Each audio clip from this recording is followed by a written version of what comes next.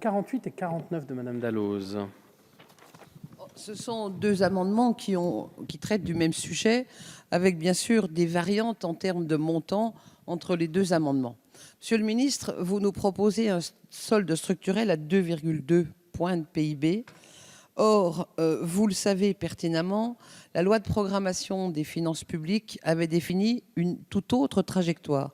D'ailleurs, le Haut Conseil des finances publiques vous alerte, dans son rendu public, alerte le gouvernement sur cette dérive de la trajectoire, sur le fait qu'il n'y a pas de réforme structurelle dans votre politique, aucune réforme structurelle, on le voit bien. Vous profitez d'un effet de croissance, d'un effet d'aubaine, de recettes supplémentaires. Vous ne réduisez pas pour autant le déficit et de plus, vous annulez des crédits importants.